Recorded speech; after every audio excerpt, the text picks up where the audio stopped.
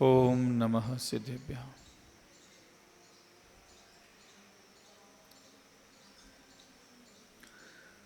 नमो अरिहन्तानं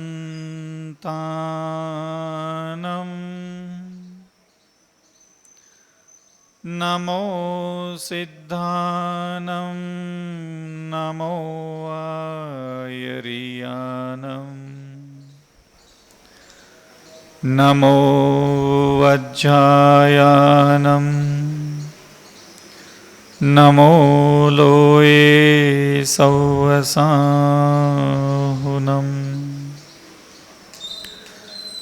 ओंकारं बिन्दुसंयुक्तं नित्यं ध्यायन्ति योगिनः कामदं मोक्षदं चैव ओंकाराय नमो नमः।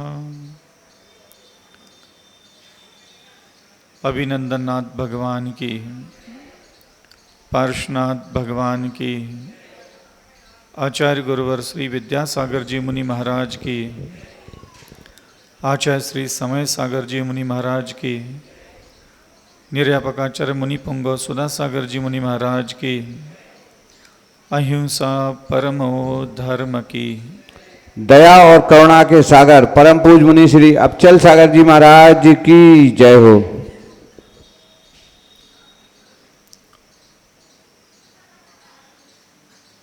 जिन्होंने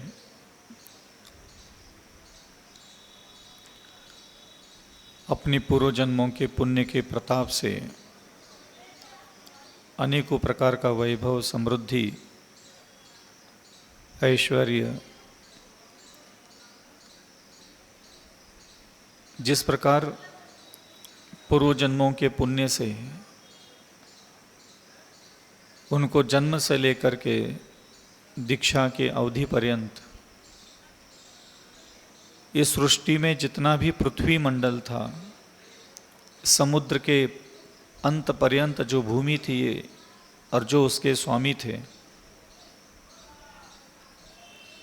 जो भी अखंड ऐश्वर्य, अखंड सौभाग्य, अखंड भाग्य लेकर के जो धरती पर अवतरित हुए थे, ऐसे उन तीर्थंकरों ने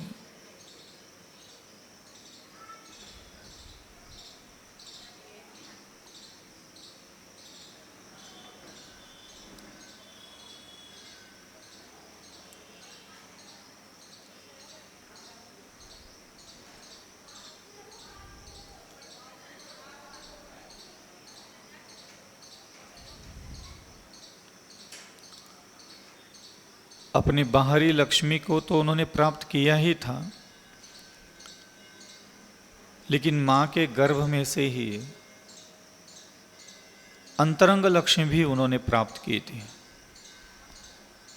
वैसे तो इस जगत में, इस सृष्टि में, इस जगत में जितने भी संसारी जीव है, वह किसी भी आत्मा के अंतरंग वैभव को किंचित मात्र भी नहीं जानते। हम लोग पूरे जीवन भर दूसरों के बाहरी सौंदर्य, बाहरी वैभव, बाहरी समृद्धियाँ, भौतिक जगत की संपन्नताओं का ही हम लोग अवलोकन करते हैं और हमारा चित्त उन्हीं सारी चीज़ों से प्रभावित होता रहता है। लेकिन वह तीर्थंकर जिन्होंने बहिरंग लक्ष्मी तो प्राप्त की ही थी और अंतरंग लक्ष्मी के रूप में एक ऐसा मन जो 10 धर्म से संयुक्त था, 12 प्रकार की तपस्याओं में रुचि रखने वाला था, एक ऐसा मन जो इस सृष्टि के प्रत्येक आत्मा के कल्याण करने की क्षमताओं से, भावनाओं से भरा हुआ था, एक ऐसा मन उनके पास था, एक ऐसी वाणी उनके पास थी जिस वाणी के द्वारा उनके निकट कोई भी व्यक्ति आए और उनके कंठ और उनके ओठों से उनके हृदय को स्पर्श करते हुए जो वाणी प्रकट होती थी, सुनने वाले व्यक्ति का अज्ञान दूर होता था, पाप नष्ट होते थे, अनेक प्रकार के भ्रम, अनेक प्रकार की मूर्खता, अनेक प्रकार के मोह जाल में फंसे हुए, विषयों में फंसे हुए जो भी उनकी वाणी सुनता था, उनके वह अज्ञान, उनके वह पाप, उनका वह अधर्म उनकी वाणी सुनने मात्र से ही नष्ट हो जाते थे। उनके पास शरीर के 5 इंद्रियों में ऐसा वैभव, ऐसे गुण, ऐसे समृद्धशाली अवस्थाएं थी कि उन्होंने अपने 5 इंद्रियों का सेवन करने के लिए कभी किसी आत्मा को कभी दुख दिया ही नहीं था। जिस प्रकार भौरा फूलों का रस चूसता है बिना फूलों को नुकसान पहुंचाए, इसी प्रकार तीर्थंकरों की इंद्रियां और मन भी इस संसार के भौतिक और आध्यात्मिक दोनों ही सुखों का स्वाद लेती थी, लेकिन सृष्टि के किसी भी आत्मा को पीड़ित करके, निंदित करके, आलोचना करके, छीना झपटी करके, चोरी करके उन्होंने कभी अपने 5 इंद्रिया और मन को सुख प्रदान नहीं किया था। एक निर्दोष भोगी अगर कोई जगत में होगा तो वह गृहस्थ अवस्था के तीर्थंकर का ही रूप हो सकता है। और ऐसे उन निर्दोष भोग भोगने वाले और कालांतर में उन भोगों को त्यागने के योग्य समझ करके जिन्होंने त्याग दिया था, ऐसे उस दीक्षा धारण करने वाले महातीर्थंकर महाप्रभु को मैं बार बार चरणों में नतमस्तक करता हूँ, नमस्कार करता हूँ।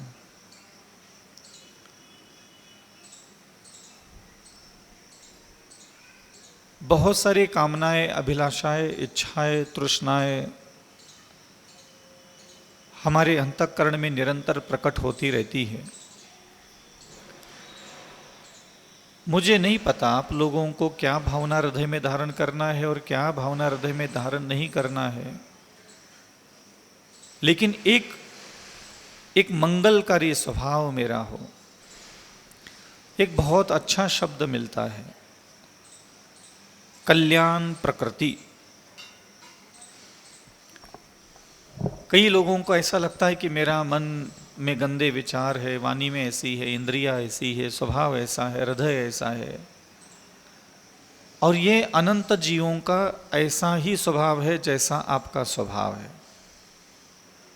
जो गंदगियाँ, जो मलिनताएं, जो विकार, जो वैभाव, जो भी विभाव, विकृत विचार हमारे मानस पटल पर प्रकट होते हैं, वो अनंत जीवों के होते हैं। कोई हम अछूते नहीं है, कोई हम अलग नहीं है। एक नवीन शुरुआत अगर किसी को करना है, नवीन शुरुआत, कि जो स्वभाव है उसको धीरे धीरे मिटा करके एक नवीन स्वभाव की स्थापना अगर आप अपने अंदर देखना चाहते हो, तो एक शब्द जो मुझे हमेशा प्रेरित करता है, कल्याण प्रकृति। कल्याण करने वाला हमारा स्वभाव होना चाहिए। आपका कल्याण हो चाहे नहीं हो, आप अपने कल्याण की बातें करते हो, हरकतें और कांड तो कभी कुछ करते ही नहीं हो। अपने कल्याण की हम बातें करते हैं, और मैं हर व्यक्ति को देखता हूं, पिछले 20-25 साल से देख रहा हूं। कोई भी व्यक्ति आता है, हमें कल्याण करना है, मंगल करना है, कोई भी व्यक्ति बोल लेता है, और अपने कल्याण की शुरुआत होती है दूसरों के कल्याण करने में। आपको लगता है कि आपका कल्याण आप खुद कर लोगे, संभव ही नहीं है। जब मैं इस शब्द को कहीं पढ़ने के बाद कई बार इसका विवेचना की कि कल्याण प्रकृति क्या है ये, और ये भगवंतों ने आदेश किसको दिया? तो जिसके अंदर क्रोध, मान, माया, लोभ, अहंकार, तृष्णा, वासना भरी पड़ी है, उसी को तो ब्रह्मचर्य की साधना करने के लिए कहा, उसी को तो क्षमा धर्म की साधना करने के लिए कहा। क्या प्रभु जानते नहीं है कि आपके अंदर 8 कर्म है, और 8 कर्म के कारण आपके अंदर क्रोध, मान, माया, लोभ, हिंसा, झूठ, चोरी, मैथुन, परिग्रह, अज्ञान, बहकना, भ्रमित होना, विक्षिप्त होना, मलिन भावनाएं उत्पन्न होना, क्या ये भगवान केवल ज्ञान में जानते नहीं थे क्या? क्या ये प्रभु को मालूम नहीं है कि हम क्या विचार करते हैं, कैसे जीवन जीते हैं, किस प्रकार की छोटी छोटी वस्तुओं के लिए कितना नीचे गिर जाते हैं? क्या ये प्रभु को नहीं पता? पता है ना, पता है तो भी उन्होंने क्षमा करो, दया करो, करुणा करो, विनय करो, नम्रता रहो, तो क्यों बोला? क्या हमसे नहीं कभी बनने वाला है इसलिए बोला? क्या हमारे अंदर उसकी संभावना है इसलिए बोला? हम आज जो भी हो वर्तमान में, जैसे भी हो वर्तमान में, इससे कोई फर्क नहीं पड़ता। एक शुभ संकल्प होता है, और उन शुभ संकल्पों में एक बहुत अच्छा शब्द जो मुझे आज स्मरण आया, कल्याण प्रकृति। मेरा स्वभाव ऐसा हो जो सिर्फ कल्याण करने वाला। अब ये तो हो गया उपदेश। मैंने कहा आपको कि आपका स्वभाव कल्याण प्रकृति होना चाहिए, तो क्या सही में आप एक दिन में मेरे प्रवचन सुनकर के शाम शाम तक बन जाओगे? नहीं। कल तक बन जाओगे? नहीं। परसों, नरसों के नरसों, संभव ही नहीं। महीनों सालों, नहीं, संभव ही नहीं है। ये क्रिया के रूप में प्रकट हो सकता है 1 सेकंड में। अभी जेब से 10 रुपए निकालो, दूसरों को दे दो, हो गया कल्याण प्रकृति। बात मैं कर्म करने की नहीं कह रहा हूं। कर्म करने के लिए तो कहूंगा तो अभी कर लोगे। जाते जाते 2-4 लोगों को महाराज जी ने कहा था कल्याण करने का स्वभाव काम करना चाहिए, हमने कर लिया और फुर्सत हो जाओगे। नहीं, मैं आपको स्वभाव निर्माण करने के लिए कह रहा हूं। स्वभाव आपके साथ 24 घंटे रहता है। आप शुभ कर्म 24 घंटे नहीं कर सकते। अच्छे स्वभाव के साथ 24 घंटे रह सकते हो, बुरे स्वभाव के साथ 24 घंटे रह सकते हो ना। आप अच्छे काम 24 घंटे नहीं कर सकते, बुरे काम भी आप 24 घंटे नहीं कर सकते। स्वभाव अलग होता है और क्रियाकर्म अलग होता है। खाना बनाना है, बर्तन धोना है, ये घर के काम है। ये इस कामों के साथ आपका स्वभाव कैसा होना चाहिए ये आपको तय करना है। पूजा करते समय आपका स्वभाव कैसा होना चाहिए ये आप कभी तय नहीं करते। कर्म और स्वभाव में अगर आपको अंतर नहीं समझ में आ रहा है तो आप कभी भी अपने लक्ष्य तक नहीं पहुंच पाओगे। आप बर्तन मांज रहे हैं ना, आप खाना बना रहे हो ना, आप उस समय अपना स्वभाव कैसा होना चाहिए ये सोचो। आपके सामने पूजा की थाली है, आप पूजन करने के लिए बैठे हैं, अष्टमंगल द्रव्य हमारे हाथ में है। आप उस समय ये मत सोचो कि मेरा मन पूजा में लगना, आप ये सोचो कि मेरा स्वभाव उस समय कैसा होना चाहिए। स्वभाव का मतलब होता है क्या मेरा उस समय करुणावान होना जरूरी है, दयावान होना जरूरी है, दुखी स्वभाव धारण करके बैठना जरूरी है, क्या सुखी स्वभाव धारण करके बैठना जरूरी है। आप स्वभाव की तरफ ध्यान दो और वैसा स्वभाव बनाओ और वहां बैठ जाओ। अभी आप यहां बैठे हो ना, कई लोग अपना दुखी स्वभाव बना करके यहां बैठे हैं, उनके अंतःकरण में भी दुख है। कुछ लोगों के जीवन में प्रसन्नता है तो वो सुखी स्वभाव धारण करके यहां मेरे प्रवचन सुनने के लिए बैठे, उनके अंतःकरण में सुख है, अभी वो खुद को सुखी महसूस कर रहे हैं। कुछ लोग ऐसे हैं जिनको दुख महसूस हो रहा है अपने अंदर से। किसी प्रकार की यातना हो सकती, पीड़ा हो सकती, वेदना हो सकती है, कुछ भी हो सकता है। यह स्वभाव कहलाता है। और स्वभाव के साथ हम साधना करते हैं, क्रिया करते हैं, शुभ कर्म करते हैं, तो वह अनंत गुना फलवती बनने लग जाता है। भावपूर्वक पूजा करो। बहुत आसान होता है भाव पूजा करो ऐसा उपदेश देना, सुनना भी। आप 40 साल से सुन ही रहे हो। आपने कभी किसी प्रवचनकार को पूछा कौन से भाव में पूजा करें? ये भाव होते हैं, भावों का नाम होता है। बिना नाम का कोई भाव होता ही नहीं दुनिया में। क्रोध भाव होता है, मान भाव होता है, मायाचार का भाव होता है, लोभ का भाव होता है, तृष्णा का भाव होता है, आसक्ति का भाव होता है, घृणा का भाव होता है, नफरत का भाव होता है, वैर भाव होता है, काम वासना का भाव होता है, काम भाव होता है, लालच का भाव होता है। ये भावों के नाम है। भाव बिना नाम के कभी होता ही नहीं। अब आपको यह कहा जाता है कि आपको जिनेंद्रवान की आराधना अथवा परिवार का पालन पोषण एक अच्छे भाव के साथ करना चाहिए।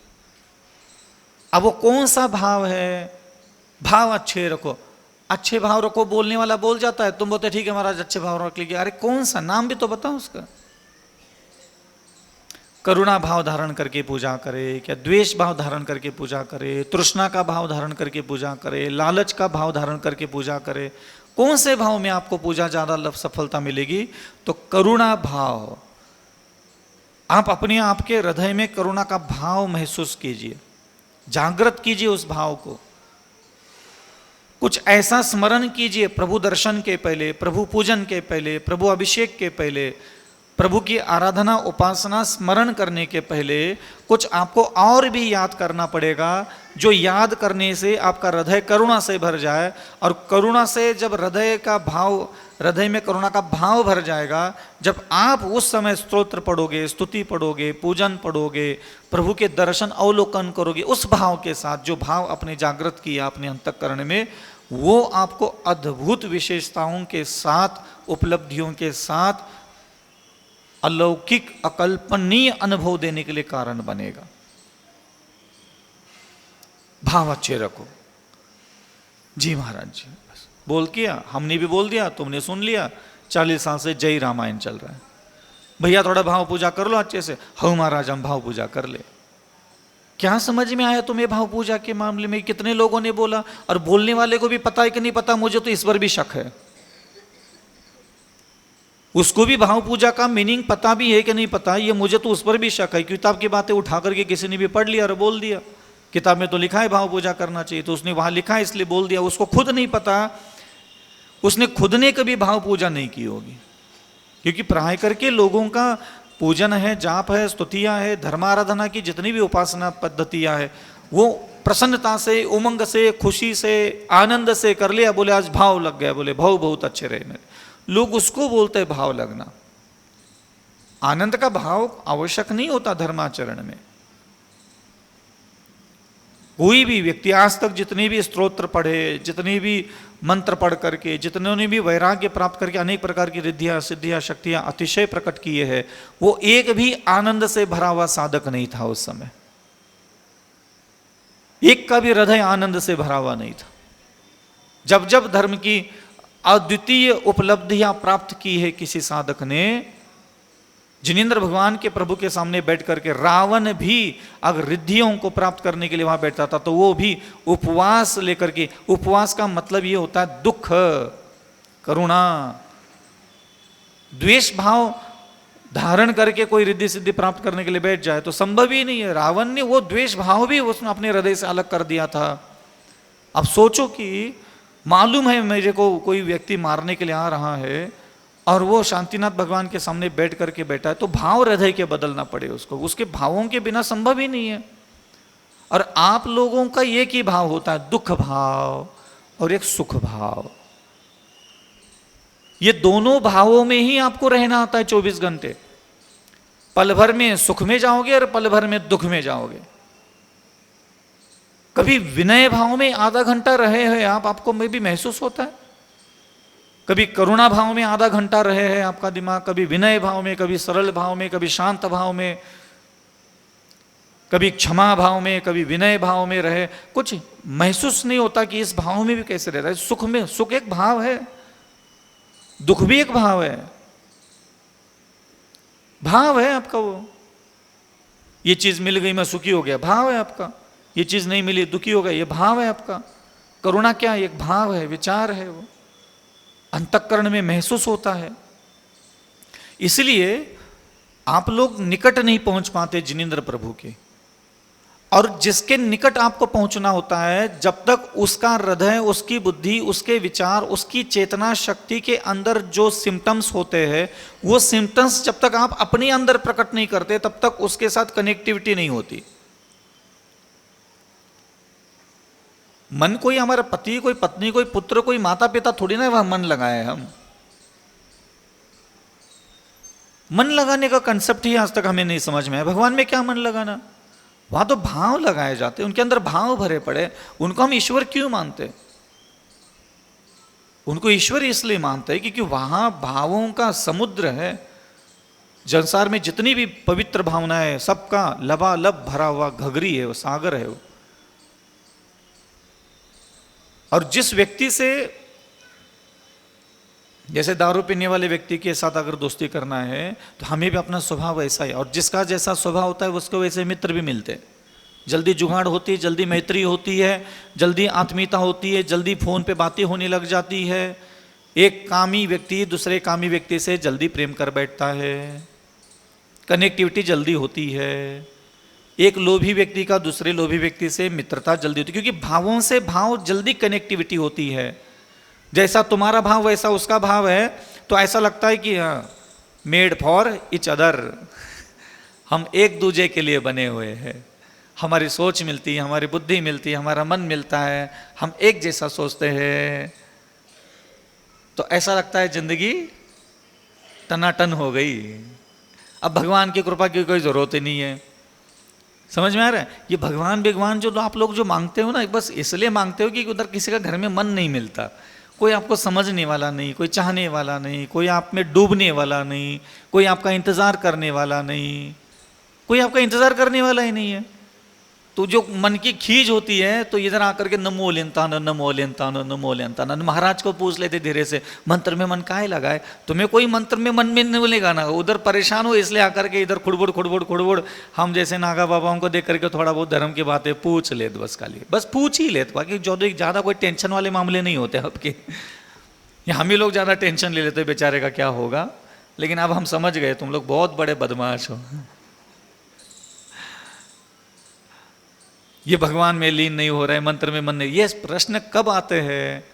जब पति प्रेम नहीं करता, जब पत्नी प्रेम नहीं करती, जब पर्याप्त मात्रा में धन वैभव समृद्धि ऐश्वर्य मान सम्मान प्रतिष्ठा, घर के अंदर सब लोगों का प्रेम, सब लोगों से आत्मीयता मिलती नहीं है, तो वो आत्मा, प्रत्येक आत्मा जो है हमें प्रेम मांगती है। हमारी आत्मा भी प्रेम मांगती है, आपकी आत्मा भी चाहती है कि सब मुझे प्रेम करे, सब चाहे, सब अच्छा अच्छा हो, लेकिन वहाँ कुछ होता धरता है ही नहीं। फिर वो यहाँ करके भगवतीय सत्ता से थोड़ा बहुत रुझान पैदा कर लेता है, ठीक है कहीं नहीं तो यही सही। तो यहाँ प्रभु कृपा, मंत्र कृपा, स्तोत्र की कृपा प्राप्त करना चाहता है। हकीकत में उसको इनकी कृपा की कभी जरूरत थी ही नहीं, उसको बस खाली पति पत्नी पुत्र माता पिता सास ससुर और थोड़ा बहुत खनक, थोड़ा खनक खनक जानते हो? हाँ, अगर ये मिल जाए, हम आपको कह रहे हैं आप 50 साल तक कभी किसी साधु को प्रश्न नहीं पूछोगे, कभी प्रश्न नहीं पूछोगे कि हाँ ये लोटा कैसे पकड़ा है, अभिषेक कैसे करना है, ये झाड़ी कैसे पकड़े, ये गंदुदक कैसे लगाए, तुम्हें टेंशन ही नहीं आएगी, तुम्हें कभी फिक्र नहीं लगेगी। ये तुम्हारे जितने भी धार्मिक प्रश्न है, ये तुम्हारे जीवन के अधूरेपन का सिर्फ एक साइड इफेक्ट है, कुछ भी नहीं है। अपरिपक्वता, अधूरापन है तुम्हारा वो। हकीकत में भगवान किसको चाहिए नहीं है। तुम्हारी आंखें, कभी मैं आंखों में देखता हूं तो लगता है नहीं कि तुम्हें कोई भगवान चाहिए, तुम्हें कोई गुरु चाहिए, तुम्हें कोई मंत्र चाहिए, तुम्हें कोई स्तोत्र चाहिए। तुम्हारी आंखों में तो किसी और चीज का इंतजार दिखता है, किसी और चीज की भूख लगती है, किसी और चीज के लिए तुम्हारी आंखें आकुल व्याकुल है, किसी और चीज का तुम्हारी आंखें, तुम्हारा मन इंतजार कर रहा है। और यहां प्रश्न पूछते हैं भगवती सत्ता, धर्म, पूजा पाठ, जाप स्तोत्र के, शास्त्र के, दुनिया भर की बातें, तो मैचिंग नहीं करता। समझ में आ रहा है? इसलिए थोड़ा सा ये लगता था कि यहां प्रकरण चल रहे ज्ञानावरण, दर्शनावरण, वेदनीय, मोहनीय, और आयु तक अभी इतनी गाड़ी पहुंची है। आप थोड़ा सा इसको विश्लेषण अतीत से अभी तक कीजिएगा। ज्ञानावरण दर्शनावरण कर्म का बंध क्यों होता है? तो जिसका स्वभाव प्रदोष, निर्णव, मात्सर्य, अंतराय, आसाधन, उपघात, जो स्वयं का ज्ञान और दूसरों के ज्ञान में नाना प्रकार के विघ्न बाधाएं डालता है, ऐसा स्वभाव जिसका है वो ज्ञानावरण दर्शनावरण कर्म बंध बांधता है। स्वभाव की बात चल रही है। वेदनीय कर्म में जो दुखी होने का स्वभाव है, दुख, शोक, ताप, आक्रंदन, वध, परिवेदन, परिदेवन, ये 6 प्रकार का जिसका स्वभाव है, वो अनेक प्रकार के पाप कर्म अथवा अनेक प्रकार के असाता कर्म का बंध बांधता है। स्वभाव की बात चल रही है। दुखी होकर के बैठना है, कतल खाना खोलने की जरूरत नहीं है, दुनिया भर के मांसाहार करने की, मदिरा सेवन करने की जरूरत नहीं है, अनंत काल तक भटकने के लिए कोई दारू पीने से भटकता है ऐसा नहीं है। अंजन चोर जैसा बेवड़ा भी तर गया, लेकिन तू नहीं तरेगा बेटा, तेरा भरोसा नहीं है। वो मांस खाता था, वेश्यालय में रहता था, वो उसकी तरने की संभावना है, क्योंकि उसने अपने स्वभाव को बदलना सबसे बड़ा निर्णय ले लिया। और तुमने आचरण बदलने का निर्णय ले लिया, लेकिन स्वभाव बदलने का निर्णय नहीं लिया। और अंजन चोर ने आचरण बदलने की कसमें, वादे, नियम तक नहीं लिया था। पेट में शराब, पेट में मांस, हाथ में चोरी का माल, दिमाग में वेश्या, हिंसा भी, झूठ भी, चोरी भी, मैथुन सेवन, परिग्रह, 5 पाप टनाटन उसके बगल में चिपके पड़े है लाइव। और वहां उसने कोई कस्में, त्याग, तपस्या, ये वो दोष लगे, पाप लगे, पुण्य लगे, पिछला का करे, अगला का करे, कोई कस्में वादे नहीं, सीधा एक झटके में स्वभाव बदल दिया। एक क्षण मात्र में उसने निर्णय लिया इस स्वभाव को बदलना है। और रिद्धि सिद्धि प्राप्त होने के बाद भी उसके पास जाने की इच्छा होना जिसने इस रिद्धि सिद्धि को दिया, कहां बुद्धि है बताओ। आपके जीवन में पुण्य उदय आता है तो सबसे पहले भोगों की दुकानों में जाने का ख्याल आता है, कपड़े कौन से, जूते कौन से, सोना कौन सा, मकान कौन सा, फ्लैट कौन सा खरीदना है। नीचता देखो किसके पास पनप रही है। अंजन चोर के कर्म नीच हो सकते, बुद्धि देखो कितनी सर्वश्रेष्ठ है कि इस पूरे ब्रह्मांड की अद्वितीय रिद्धियां सिद्धियां प्राप्त हो गई। वो चाहे तो उस रिद्धि से दोबारा चोरी चपाटी करने के लिए भी इस्तेमाल कर सकता था। तुम्हारे पास थोड़ा पुण्य कर्म के उदय से धन मिला, वैभव मिला, समृद्धि मिली, थोड़ा आमदनी बढ़ गई, तुम्हारा कभी प्लान नहीं होता कि हाँ सबसे पहला प्लान जो होना चाहिए ये प्रभु कृपा से प्राप्त होता है, चलो इसमें से मेरा 10% 20% हिस्सा प्रभु के लिए जाएगा। नहीं, नहीं जाएगा। मुनाफा आते ही पहला भोग में इन्वेस्ट होता है और तुमसे दान लेने के लिए कमेटी के लोगों को तुम्हारे दरवाजे के चक्कर काटने पड़ते हैं। अंजन चोर से बेहतर बुद्धि है कि नीच बुद्धि है। मैं स्वभावों की क्यों बार बार चर्चा करता हूं, क्योंकि मैंने साधकों को पढ़ा है, मैंने शास्त्र नहीं पढ़े। मैंने उन लोगों के जीवन को समझा, बुद्धि को समझा, उनके अंतःकरण में घटित होने वाले उन भाव प्रणाली को समझने की कोशिश करता था। जिन्होंने भक्तांबर स्तोत्र पढ़ा, मैं भक्तांबर स्तोत्र का आज तक जिंदगी में एक बार नहीं पढ़ा होगा, गलती से कभी एक आध बार पढ़ा होगा तो किसी ने जबरदस्ती कहा होगा, तो वो भी टूटी फूटी भाषा में, संस्कृत तो आती नहीं है। अगर ये स्तोत्र ही पढ़ने से किसी को रिद्धि सिद्धियां होने वाली होती, पक्का होता ना, तो मैं तो घर में बैठ करके वही पढ़ता रहता। 4 भैंस पाल लेता, एक बार चारा सुबह सुबह 4 घंटे में चारा आ जाता, बाकी के 16 घंटे मेरे दूध निकालने के लिए स्टाफ लगा देता, रोज के 2000 आ जाते, बढ़िया शांति से चलता रहता। ऐसा नहीं होता ना, स्वभाव की तरफ ध्यान दो। मानतुंग मुनि महाराज ने दोबारा कभी खुद भक्तांबर नहीं पढ़ा होगा,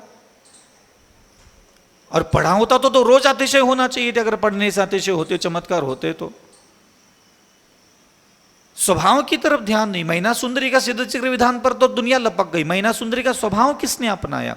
एक ऐसा स्वभाव कि कूड़ी पति को भी शरीर सड़ रहा है, गल रहा है, बदबू आ रही, 24 घंटे बिना नाक सिकड़े, बिना माथे पर सिकन लाए, बिना संकोच किए उसके बगल में कितना सुंदर स्वभाव से खड़ी है। क्या तुम्हें सुंदर बुद्धि के साथ अपने क्रोधमान, माया, लोभ, अनेक प्रकार की पीड़ा देने वाले पति के बगल में खड़ा रहना आता है?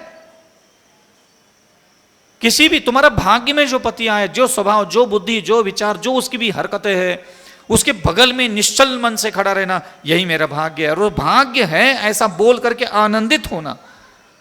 कोई उसके स्वभाव से शिकायत नहीं, कोई उसकी बुद्धि से शिकायत नहीं, कोई उसके विकारों से शिकायत नहीं, कोई उसके अभाव है उस अभाव से भी कोई शिकायत नहीं। बिना शिकायत के जो भाग्य में पति मिला उसके साथ, जो पत्नी मिली उसके साथ बगल में खड़े रहना, ये सिखाती है मैना सुंदरी की कहानी।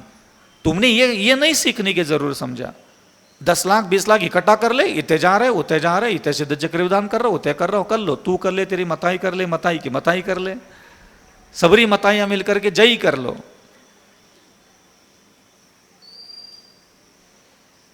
इसलिए ध्यान रखना, साधकों का स्वभाव पकड़ लो। मेरे भी जीवन में कुछ ऐसे साधक, कुछ जीवित साधु मिले, कुछ पौराणिक संत भी मुझे मिले। मैंने उनके शास्त्र नहीं पढ़े, मैं उनके स्वभाव को देखता था। कभी किसी साधु के ना स्वभाव का चिंतन किया करो, साधु के स्वभाव का अध्ययन किया करो। दूर से बैठ करके उसका देखने का तरीका, बोलने का तरीका, उसका उठना बैठना, लाज, लज्जा, शर्म, सहनशीलता, धैर्य, गंभीरता, विवेक, मान, मर्यादा, लज्जा, अनुशासन, आप ना साधु के अंदर ये देख लिया करो। दुनिया भर की पंचायत में ना पढ़ा करो, उसका स्वभाव देखो। वो आहार करते समय कैसा स्वभाव होता है, बात करते समय कैसा स्वभाव होता है, लज्जा कितनी है, मर्यादा कितनी है, अनुशासन कितना है, गुरु के प्रति, प्रभु के प्रति समर्पण भाव कितना है, साधकों में ये देखना चाहिए। हजार चर्या में कमियां हो चलेगा, लेकिन स्वभाव की सुंदरता अगर है तो बहुत बड़ी बात होती है, ध्यान रखना। क्योंकि चर्या क्या, 5 पाप अंजन चोर के पास है, नमोकार मंत्र की किसी शक्ति को शर्म नहीं आई उसके पास जाने के लिए। स्वभाव की सुंदरता है और आचरण की कमी है तो भी देखो। चांडाल रोज आदमियों को मार डाल रहा है, मांस खा रहा है, मदिरा पी रहा है चांडाल। स्वभाव देखो उसका, गुरु की आज्ञा पालन करने में कैसा बुद्धि थी, कैसा स्वभाव था उसका। चंदन वाला का स्वभाव देखो, मारा जा रहा है, पीटा जा रहा है, कपड़े फाड़ डाल दिए, सांखल में बांध करके कोने में लात मार करके ढकेल दिया, बाल काट लिए, नोच लिए उसके पूरे। फिर भी अंदर हृदय तड़प रहा है मुनि महाराज को हार देना है। और तुम्हारे चौके में 2-4 दिन, एक दिन आगे पीछे हो गया तो दुनिया भर की गाली देते घूमते हो, शिकायतें करते घूमते हो आगे पीछे। तड़प रखो ना अंदर। 4 दिन हो गए, उते नहीं गए, इतने आ गए, इतने नहीं गए। जबान इतनी चलाओ जितने में अकल काम करे ठीक से, और भगवान सुने तो अच्छा लगना चाहिए, वैसी जबान चलाओ। जैसी तेरी अकल है वैसी जबान मत चलाओ, जबान वैसी चलाओ अगर बगल में प्रभु आकर के खड़े हो जाए और तुम्हारी बातें 4 सुन ले तो उनको भी थोड़ा गौरवान्वित महसूस हो जाए कि हाँ अविचल सागर ठीक बात करता है, बोलना सीख गए अविचल सागर, अज्ञानी मूर्ख और उनसे भी विपरीत परिस्थिति में भी अविचल सागर ठीक से बात करता है। अगर मान लो मैं तुम्हारे बगल में एक देवता लाके खड़ा कर देता हूं आज दिन भर, और उस देवता को इतना ही कहूंगा अगर ये बाई तुझे दिन भर अच्छी हरकत करते हुए मिल जाए तो इसके हमेशा इसकी इच्छा पूरी करते रहना। अब मुझे बताओ कब तुम्हारे बगल में कौन सा देवता खड़ा करना है, लेकिन उस दिन तुम्हें दिखेंगे नहीं, वो दूसरे दिन से दिखेंगे।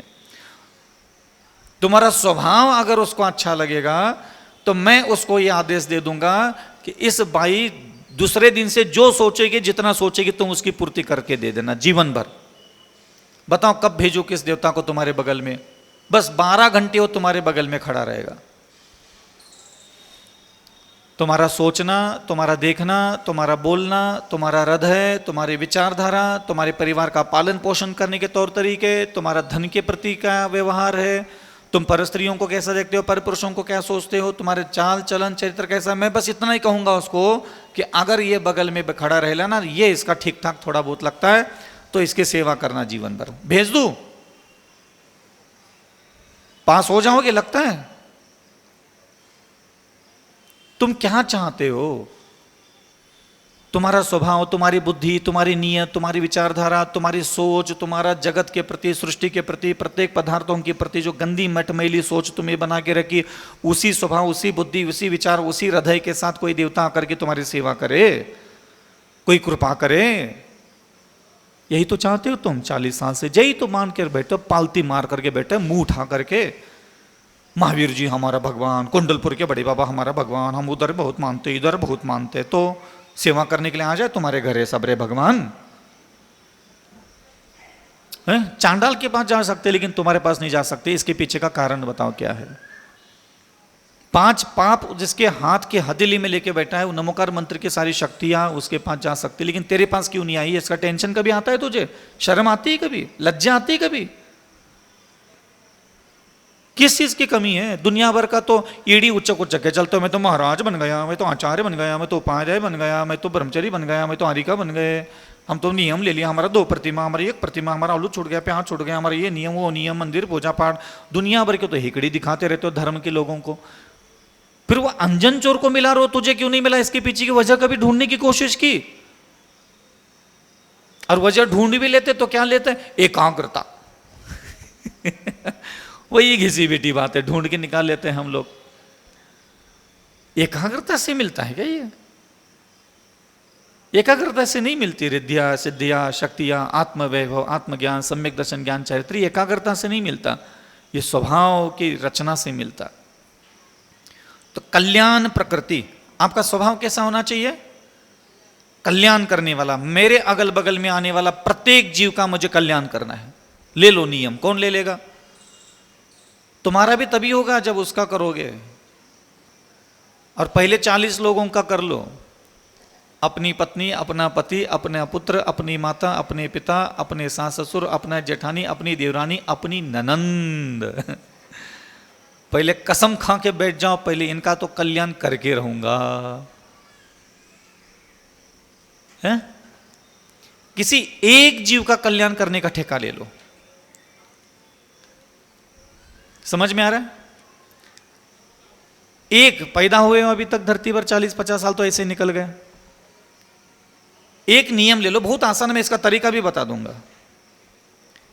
एक कोई भी जीव ले लो, चाहे जानवर ले लो, चाहे गृहस्थ ले लो, चाहे मनुष्य ले लो, चाहे देवता ले लो, चाहे पंच परमेष्टि में से आचार्य उपाध्याय साधु ले लो, कोई भी एक चुन लो, ठीक है?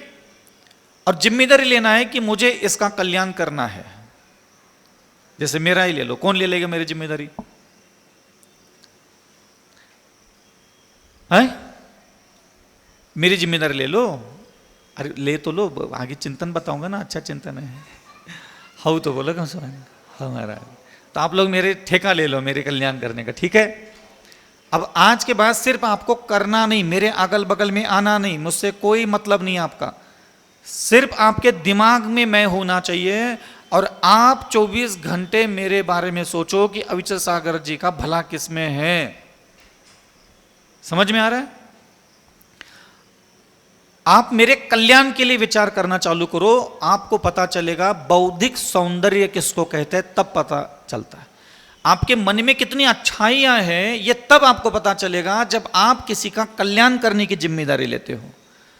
आप किसी के लिए कितना करुणा, कितनी दया, कितनी विनय, कितनी मधुर भाषा आपके अंदर है, ये तब आपको खबर लगेगी जब आप किसी की जिम्मेदारी लोगे कि इसके लिए मुझे कल्याण करना है। आप उस दुनिया में जाते हो अपने परिवार के बीच में, समाज में, गली मोहल्ले में, वहां मन मैला क्यों होता है? क्योंकि आपने जिम्मेदारी नहीं ली उनका कल्याण करने की, इसीलिए आपका वहां मन मैला होता है। आप अपने घर के लोगों के, चलो मैं आसान हूं आपके लिए कल्याण करने के लिए, सोचने के लिए। आप अपनी पत्नी के लिए सोचने लग जाओ ना, यार मुझे मेरी पत्नी का कल्याण करना है, उसी समय से आपके हृदय से दया का झरना, करुणा का झरना, पवित्र प्रेम का झरना अपनी पत्नी के लिए प्रवाहित होने लग जाएगा, जो पिछले 40-50 साल से कभी पवित्र प्रेम का झरना बहा ही नहीं होगा। कल्याण करने की जिम्मेदारी लेना चाहिए। कल्याण का उपदेश देना अलग है, ध्यान रखना, जिम्मेदारी लेना अलग है। मैं यहां बैठ करके आपको उपदेश दे रहा हूं, जरूरी नहीं मेरा आपके लिए हृदय में मेरे दया के झरने बह रहे हो, जरूरी नहीं है। वो तो रोज उठा करके आते हैं, श्रीफल चढ़ाते हैं, चलो महाराज बोले तो हम चले, आना पड़ता है। कोई रोज थोड़ी ना हमारे हृदय में कोई दया तुम लोगों के लिए बह रही है। क्यों बहेगी भाई? कौन लगते हो तुम हमारे? कोई रिश्तेदार थोड़ी लगते हो, कहां लेना देना तुम्हारा हमारा। और जो हमारा कल्याण करने के लिए आहार के बारे में सोच रहे, विहार के बारे में सोच रहे, जो हमें पता है, हमारे दिमाग को पता है मेरी चिंता कौन कर रहा है, ये मेरे दिमाग को पता है। और मेरे हृदय में उनके लिए जो कल्याण के भावनाएं के झरने बहते हैं वो मुझे भी पता है, तुम्हारे लिए नहीं बहते, क्योंकि तुमने मेरे कल्याण करने के लिए कोई सोचते ही नहीं हो। आपको जिस दिन खबर लग जाए अविचल सागर जी आपके कल्याण के लिए सोच रहे हैं, आपको कैसा फील होगा? आप मेरे बगल में कभी आए दर्शन करने के लिए और मैं धीरे से आपको बोल दूं, चिंता मत करो, हम आपके कल्याण के लिए कुछ सोच रहे हैं, आपको कैसा फील होगा? सुनने से लगता है ना, यही शब्द आपको ना 10 लोगों को फील करा के देना है। अब वो 10 लोग कौन है ये तुम तय करो। समझ में आ रहा है? एक पत्नी को तो जरूर बोलना, एक पति को जरूर बोलना, अपने पुत्र को जरूर बोलना, अपनी माता को जरूर बोलना, अपने पिता को जरूर बोलना, मुझे आपका कल्याण करना है। और जैसे ही आपने किसी का कल्याण करने की जिम्मेदारी लेगी, उसी समय से आपके हृदय में उसके लिए वो कितनी भी बड़ी गलती करे, कितना भी बड़ा अपराध करे, जो क्रोध के फव्वारे फूटते थे, जो द्वेष के फव्वारे हृदय में गाली गलौज करने की इच्छाएं उत्पन्न होती थी, वो सब बुलबुले उत्पन्न होना ही बंद हो जाएंगे। समझ में आ रहा है? प्रतिपक्ष भावना बलवती इसको कहते हैं। क्रोध अकेला नष्ट नहीं कर पाओगे। क्रोध आता है, क्रोध कैसे दूर होगा? सोचो ही मत, क्रोध तुम दूर कर ही नहीं सकते जब तक प्रतिपक्ष भावना बलवती, जब से बड़ा कल्याण करने का संकल्प होता है, मैं इसका कल्याण करूंगा। आप बोल के देख लो, आपको बहुत सुकून मिलता है। आप अपने पति के लिए सोच के देख लो एक बार कि मुझे मेरे पति का ना कल्याण करना है, और आपको ना उसके सारे दोष, सारे अपराध, सारी हलकट हरकतें सब धुंधली धुंधली दिखने लग जाएगी। आपके सिर जो चटकता है ना दिन भर, सिर फटता है फटना बंद हो जाएगा, वो वैसा का वैसा रहेगा, लेकिन तेरा सिर चटकता है वो बंद हो जाएगा। जब भी कोई बुरा व्यक्ति मेरे जीवन में आता है, जहाँ चातुर्मास होता है, जहाँ विहार करता हूँ अगल बगल में, लगता है कि इसकी वजह से मुझे परेशानी, इतना तो हम समझ जाते हैं कि इसका स्वभाव अच्छा नहीं। पहली बात तो उससे हम दूर रहते हैं, कम बोलते हैं, कम बुलाते हैं, कम चर्चा करते हैं, कम जिम्मेदारी देते हैं। पहली तो ये होता है, जानते हैं कि ये चटक राम है, ये मेरी भी नशे चटकाएगा और कुछ कांड करेगा, फिर भी उनके साथ तो रिश्ता निभाना है। अब जाना है तो समाज में बैठना है, समाज के अलग अलग स्वभाव के लोग होते हैं। तो पहला संकल्प ये लेता हूं कि इसका मुझे कल्याण करना है। जितने बुरे स्वभाव के लोग आते हैं मेरे आसपास, लगता है कि ये मायाचार करेगा, ये धोखा देगा, ये नुकसान पहुंचाएगा, ये थोड़ा चीटिंग करता है, तो उसके लिए हृदय से ना मलिन भाव आने लग जाता है। हमारे भी सबके आते हैं, हम भी संसारी जीव है, कोई अलग नहीं है, लेकिन हमें संयम पता है, हमें अच्छे भाव करना पता है, विद्या पता है, ज्ञान है हमारे पास, तो हम संकल्प लेते हैं कि पहले इसका ही भला करूंगा। जितने लोगों के लिए मेरे हृदय में क्रोध, मान, माया, लोभ, नफरत, द्वेष की भावनाएं पता नहीं किस कर्म के उदय से पैदा होती है, उसकी हरकतों से हो चाहे पूर्व जन्मों से हो, उसी समय में जिम्मेदार लेता हूं क्या करना है, इसका कल्याण करना है। बस सबसे पहला शब्द यही बोलो, मुझे तो इसका कल्याण करना है, चाहे कुछ भी हो। जितने लोग आपके साथ बुरा बर्ताव करते हैं ना, मुश्किल से 5, 6, 7, 8 लोग होते हैं, ज्यादा नहीं होते। कई मुनि महाराज भी होते हैं जिनके बुरा सोचने लग जाते हैं हम लोग, तो उस महाराज के लिए भी सोचना है, मुझे तो महाराज का बुरा नहीं, कल्याण करना है, कल्याण करना है इसका। देखो कोई कीचड़ में गिरता है तो अपन उसको उठाते हैं ना, उठा करके नहला करके धुला करके साफ करने की इच्छा रखते हैं ना, ऐसे ही हमें संतों का भी कल्याण करने की इच्छा होना चाहिए। ध्यान रखना, यही बहुत बड़ी साधना है इस दुनिया में। ये चर्चा का विषय बनाना, ये अविचल सागर जी ने ये काम अच्छा नहीं किया, ये अविचल सागर जी ने अच्छा काम किया, ये चर्चा करना बहुत आसान है, बहुत आसान है। अविचल सागर जी ने अच्छा काम नहीं किया, जैसे ही अरे मेरे सारे काम अच्छे ही कर लूं मैं, फिर मेरा कल्याण मैं खुद ही कर रहा हूं ना, फिर तुम्हारी क्या जरूरत है। लेकिन मेरे स्वभाव में, बुद्धि में, विचारों में मान लो उठने बैठने में कोई एक मिस्टेक हो गई, कोई समझ में नहीं आया, उसमें मेरा कोई हाथ भी नहीं था, लेकिन आसपास हो गया कुछ ऐसा, तो आपको उसी समय जिम्मेदार लेना चाहिए। चलो अविचल सागर जी का अब हमें क्या करना है, कल्याण करना है। और इसी को कहते हैं व्रति अनुकंपा।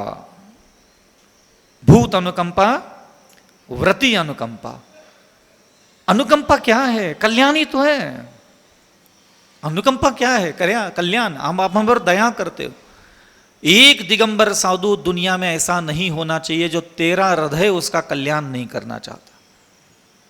कहां हम दुनिया की उजुल फुजुल के आगम पंथी में बैठे, शास्त्र की इधर उधर की आधी बातें सुनकर के आधी बातें समझते नहीं है। इसलिए ध्यान रखना, मेरा हृदय ऐसा होना चाहिए। और मैं हमेशा सावधान रहता हूं अविचल सागर कि मेरे अगल बगल में कोई भी, पहले मेरा स्वभाव था, अलग था, कठोर स्वभाव था, बहुत कठोर स्वभाव, साधना ही वैसी होती थी तो स्वभाव वैसा हो जाता था। लेकिन लक्ष्य यही था कि स्वभाव परिवर्तन करना है, बुद्धि परिवर्तन करना है, विचार परिवर्तन करना है। इंद्रियों में जो दर्प है, इंद्रियों में जो विकृतियां कूट कूट करके भरी पड़ी अनंत काल की, जो निमित्त पाकर के अनेक प्रकार के विकार बाहर प्रकट करती इंद्रिया और मन, वो सारा स्वभाव बदलने के लिए तो संन्यास लिया है। उसकी प्रकृति, उसकी ताशीर बदलने के लिए तो संन्यास लिया है। और वो भावना पूरी साधु की तो है ही कि मैं ऐसा अपने आप को बनाऊं, लेकिन आप लोगों की भी ऐसी भावना चाहिए कि मुझे अविचल सागर जी का कल्याण करना है। कल्याण प्रकृति इसको बोलते हैं। यही ज्ञानावरण, दर्शनावरण, वेदनीय में असाता कर्म का बंध बांधना है, और साता वेदनीय का कर्म बांधना है, तो भी एक स्वभाव सुंदर चाहिए। ऐसा स्वभाव जो अनुकंपा करता है, कल्याण प्रकृति का स्वभाव, वो साता कर्म का 24 घंटे बंध बांधता है। आप एक शब्द ले लो, आज दिन भर मेरे अगल बगल में जो भी मनुष्य आएगा, त्रियंच आएगा, मुझे उसका कल्याण करना है। उसके कल्याण के लिए थोड़ा बहुत मेरे को अच्छा व्यवहार रखना है। उसका कल्याण हो जाए, मुझे उसके साथ वैसा ही हरकतें करना है। समझ में आ रहा है? या तो उसके साथ ऐसी बातें करो जिसमें उसका कल्याण हो, या फिर उसको वैसा देखो जिसमें उसका कल्याण हो, या फिर उसको ऐसा व्यवहार, ऐसा सोचो जिसमें उसका कल्याण हो। या तो सोचने में, या फिर देखने में, या फिर बोलने में। 3 काम करो, 3 चीजों से आप अपना कल्याण करने की जिम्मेदारी लो। मेरे अगल बगल में आज जो भी आएगा, या तो मेरे द्वारा ऐसा सोचा जाएगा जिसमें उसका कल्याण हो, मेरे द्वारा उसको ऐसा देखा जाएगा जिसमें उसका कल्याण हो, मेरे द्वारा ऐसा बोला जाएगा जिसमें उसका, तो कल्याण प्रकृति बनाइए, ले लिए जिम्मेदारी है। महाराज जी फिर वो बुरा आदमी है। अरे बेटा, सारे संसार के जीव जब अच्छे स्वभाव के हो जाएंगे, फिर तुम उनके साथ क्या अच्छा बर्ताव करोगे? खाक बर्ताव करोगे? हैं? तुम क्या चाहते हो? तुम तब धर्म करोगे जब आसपास के लोग दूध के धुले बन जाएंगे, साफ सुथरे हो जाएंगे, क्रोध मान माया लोभ वो नष्ट कर लेंगे, तब तुम उनके साथ अच्छा व्यवहार करोगे। ऐसा ही सोच के बैठते कुछ लोग तो, महाराज हम तो भी नहीं कर ले, लेकिन वो नहीं करता तो यही समझ में नहीं आता ये आप चाहते क्या है। ऐसा कुछ आप सोच लेते हो कि उसका तो कल्याण कर नहीं पाते और खुद का भी नहीं कर पाते।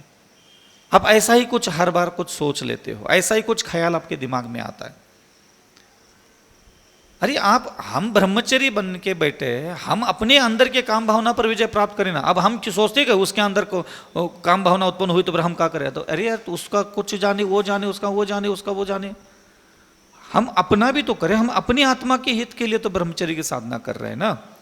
आप अपने लिए क्षमा धर्म करो, अपनी आत्मा का हित क्षमा करने में, तो आप अपनी आत्मा के हित के लिए क्षमा करो ना। वो कर रहा है नहीं कर रहा है, तुम्हें क्या पंचायत दुनिया की?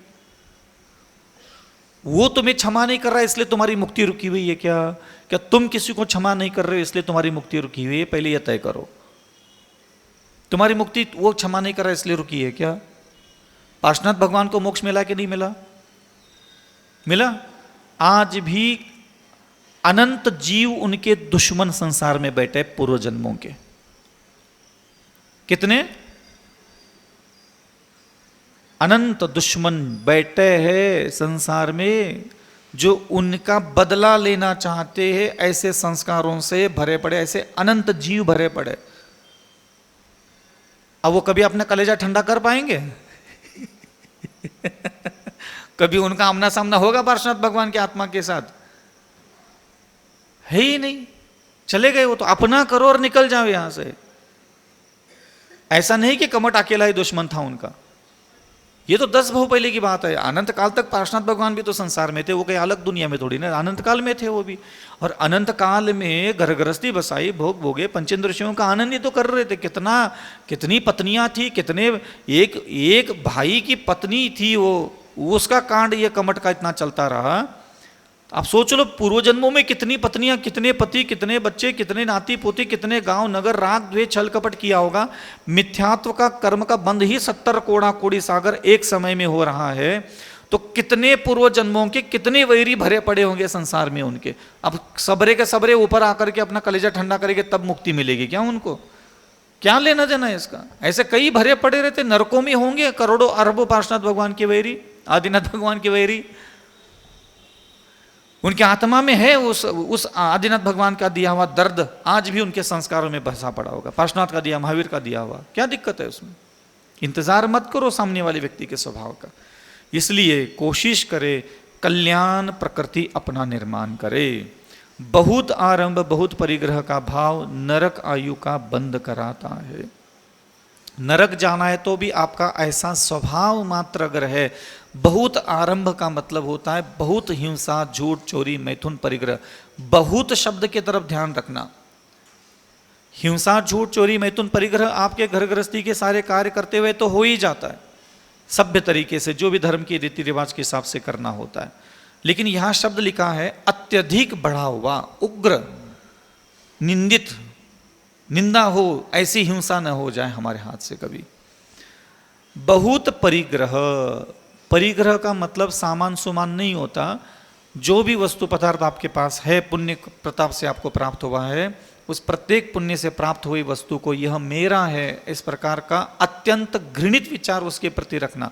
छोटा मोटा हल्का भाव चलेगा, अत्यंत बहुत बड़ा हुआ मेरा ही है, बस मैं नहीं दूंगा। कई लोग बैठे रहते, दान कंजूस होते नहीं, दान नहीं देते, चवन नहीं निकलती कभी घर से उनके। इतना बड़ा मंदिर भी बना होगा तो भी कई लोगों के घर से आज भी दान नहीं निकला होगा। खूब अकूट धन संपदा वैभव भरी पड़ी रहती है, लेकिन बौद्धिक स्थितियां यही होती, बहुत परिग्रह इसी को कहते हैं। बहुत परिग्रह नहीं होना चाहिए। माया तेरे ज्ञोनस्य, मायाचार स्वभाव कहाँ है? माया नामक चारित्र मुनि के उदय से जो आत्मा में कुटिल भाव पैदा होता है वह माया है। इसके कारण त्रियंच आयु का बंध होता है। स्वभाव का अध्ययन किया करो। किसी भी व्यक्ति को अपना स्वभाव का ज्ञान नहीं होता, पता है आपको? कोई भी व्यक्ति यहां सभा में बैठा है ना, वह अपने मूल स्वभाव के बारे में जानकारी देगा मुझे। आप नहीं बता पाओगे आपका कौन सा स्वभाव है। क्रोधी स्वभाव है, मानी स्वभाव है, मायाचारी स्वभाव है, लोभी स्वभाव है, अहंकारी स्वभाव है, घमंड स्वभाव है, लालची स्वभाव है, कामी स्वभाव है, दुखी होके बैठने का दुखी स्वभाव होता है। हाँ, 24 घंटे मुंह लटका के मिलेगा, जब मिलो तो मुंह। और दुखी होने के लिए ना वो दिन भर कुछ ना कुछ तो ढूंढता रहता है, दिन भर ढूंढता रहता है दुखी होके बैठने के लिए। दुखी होके बैठने का स्वभाव होता है। इसी प्रकार कुछ लोगों का स्वभाव होता है सुखी होके बैठना। बहुत गरीब होता है, सामान्य परिवार है, सामान्य आदमी है, और चेहरा देखो, परिवार देखो ना, हंसते खेलते मुस्कुराते, जय जिनेंद्र जय जिनेंद्र हंसते। उनका छवि जो उनका शरीर की आकृति होती है वो हमेशा सुखमय नजर आती है। सुखमय उनके शरीर की जो छवि होती है वो सुखमय नजर आती है। वो क्या है? उनका स्वभाव ही है सुखमय रहना। ये पुण्य है इसलिए सुखी होऊंगा, पाप कर्म चल रहा है इसलिए दुखी बनूंगा, ये मूर्खों का जीवन होता है। समझ में आ रहा है ना?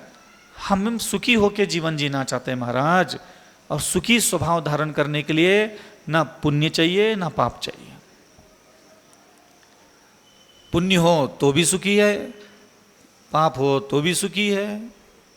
सुखी स्वभाव अपने से अलग मत किया करो। अपना स्वभाव है ना वो अपने हाथ में होता है। जैसे मैं अभी यहां बैठा हूं,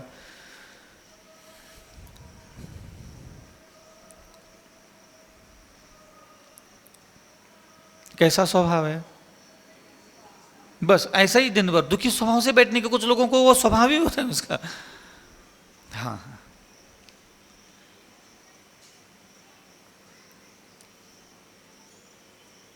पेट में अनाज नहीं है, कुछ नहीं है, 12 घंटे मिला है, गुरगुर गुरगुर कर रहा हो, सब हो रहा हो। स्वभाव सुखी है भाई साहब। समझ में आ रहा है ना? आपको सुखी स्वभाव होने के लिए पुण्य कर्म का इंतजार मत किया करो। और सबसे बड़ी पुण्य कमाने की लीला, सुखी स्वभाव में जो रहता है वो हमेशा पुण्य कमाता है।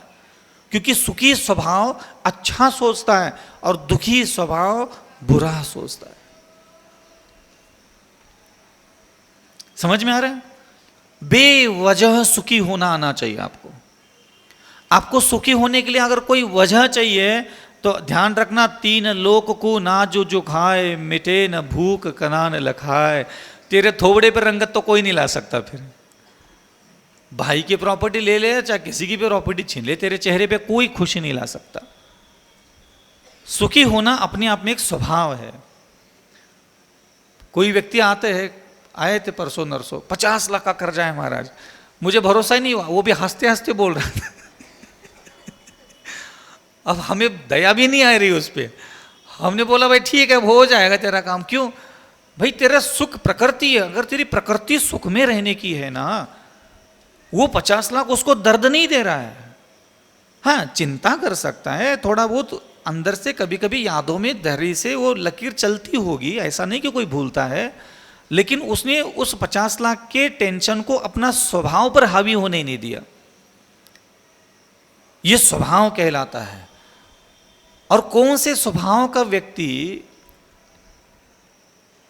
जिस स्वभाव का व्यक्ति होता है वही भगवान को जल्दी पसंद आता है। मैं भी ना बहुत उछल कूद करता था जब नया नया मुनि महाराज था ना, नया बिल्कुल ताजा तो नया महाराज बने तो गुरु जी को भी थोड़ा क्या बोलते हैं उसको, कुछ प्रभावित करने का नई उम्र होती है ना, तो उसमें ऐसी थोड़ा सा हलकर्जी होती है। जैसे नई नई शादी होती है तो श्रृंगार करके घूमना, अगल बगल के लोगों को पसंद आ जाए इसलिए श्रृंगार करना, थोड़ा बन ठन के घूमने के होते ना ऐसे मुनि महाराज। तो हम ना ऐसा भगवान के पास भी गए तो ऐठन में गए, नहीं महाराज है भगवान, नहीं महाराज बन के भगवान को घमंड दिखा देते नहीं महाराज होने का। ये बाद में अकल ठिकाने आने लगे, जब चिंतन चलने लगा ना तब समझ में आ गया कि देखो विचल सागर क्या है। तो हम बहुत तपस्या करते थे, बहुत उपवास, बहुत जाप, बहुत ये, बहुत बहुत बहुत, इतना त्याग, इतना तपस्या, इतना धनादन धनादन धन, झड़ी लगा दी हमने धर्म की, आग लगा दी जिसको बोलते हैं, तहलका मचा दिया पूरा इधर का उधर का। काफी दिनों तक ये तहलका मचाने के कांड करते रहे हम भी। और ऐसा नहीं कि कोई उठपटांग हुआ, गुरु जी का आशीर्वाद बढ़िया, गुरु जी के पास जाने मजा आता था उसमें भी। अच्छा श्री आज हमारा नमक का त्याग, मतलब वो भी ऐसा गुरु, हम बहुत बड़ा काम करने जा रहे हैं, ये त्याग वो त्याग, ये उपवास वो उपवास, ये कस्में ये वादे, धड़ाधड़ धड़ाधड़ धड़ाधड़ चल रहा था, बिल्कुल तोप गोले चल रहे थे, ठाए ठाए ठाए ठाए ठाए।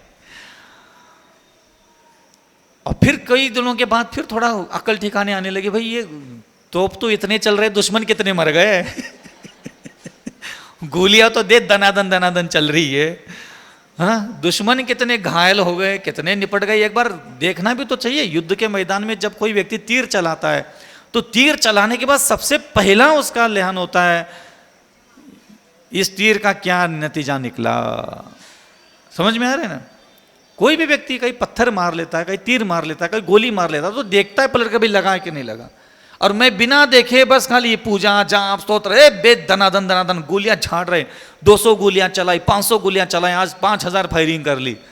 बस हम भी इसी नशे में थे शुरू में 2-4-6 महीने, ज्यादा नहीं।